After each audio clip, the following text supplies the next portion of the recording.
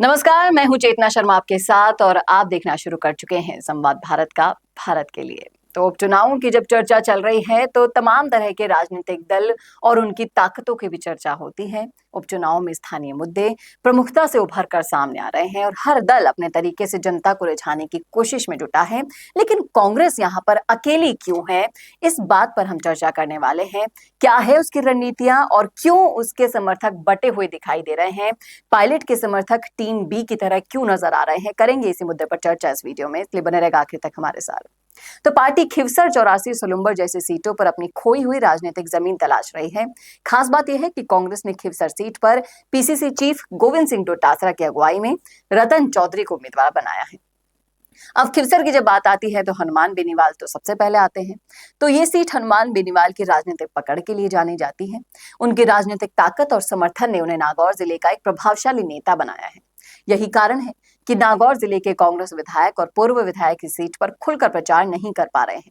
लाडनू के विधायक मुकेश भाकर हैं, पूर्व विधायक महेंद्र चौधरी हैं और विधायक रामनिवास गावड़िया, जो कि वरिष्ठ नेताओं में से एक माने जाते हैं, अभी तक खिवसर के प्रचार से उन्होंने दूरी बनाए रखी है, जो चर्चा का विषय है। सवालिया निशान भी इन पर उठाते हैं। इस बार बेनीवाल ने अपनी पत्नी को उतारा है उम्मीदवार बनाकर। बेनीवाल का ये दाव उनके लिए राजनीतिक जीवन का सबसे अहम दाव माना जा रहा है, अहम पड़ाव भी साबित हो सकता है। ये उपचुनाव उनके लिए एक बड़ी परीक्षा है, क्योंकि ये केवल उनकी राजनीतिक साख नहीं बल्कि उनकी पार्टी आरएलपी के अस्तित्व की भी लड़ाई है। अब कांग्रेस की रणनीति जो है वो असमंजस में दिखाई दे रही है। हालांकि कांग्रेस ने रणनीतिक रूप से रतन चौधरी को मैदान में तो उतार दिया है, लेकिन पार्टी के ही नेताओं का चुनाव प्रचार में ना जाना सवाल खड़े करता है।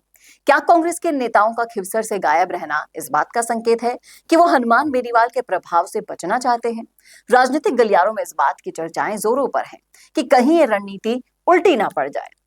वहीं बीजेपी की बात करें तो बीजेपी उपचुनाव में पूरी तरह से मजबूती से उभर कर सामने आ रही है, क्योंकि बीजेपी को कोई फायदा नहीं है तो नुकसान भी नहीं है। बीजेपी का दावा है कि हर सीट पर वो जीत दर्ज करने की स्थिति में है और मजबूत कर रही है अपनी पृष्ठभूमि को। लेकिन बीजेपी की सक्रियता ने खिवसर में चुनाव को और भी दिलचस्प बना दिया है। रिपीट इन उपचुनाव में हर सीट की अपनी अलग महत्वता है, लेकिन खिवसर सीट का महत्व सबसे ज्यादा है, क्योंकि एक तरफ तो है हनुमान बेनीवाल जो अपनी साख को बचाने में लगे हैं, दूसरी तरफ है डोटासरा जिनकी लड़ाई सीधे सीधे हनुमान बेनीवाल से कई बार आप देख चुके हैं। और जिस तरीके से बीजेपी ने अपनी ताकत झोंकती है रेवत राम डांगा के जरिए, तो ये जो त्रिकोणीय समीकरण बन रहे हैं, जनता किस पर भरोसा करेगी, जनता किस पर विश्वास करने वाली है, ये तो आने वाला वक्त बताएगा। लेकिन कांग्रेस की जो टीम है, जिसका मैंने आपको बताया है, चर्चा की है, खिवसर में ही चुनाव है, खिवसर में ही वो एक्टिव नहीं है।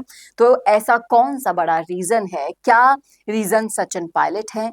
क्या रीजन युवाओं में, युवा कार्यकर्ताओं में बढ़ती नाराजगियां हैं?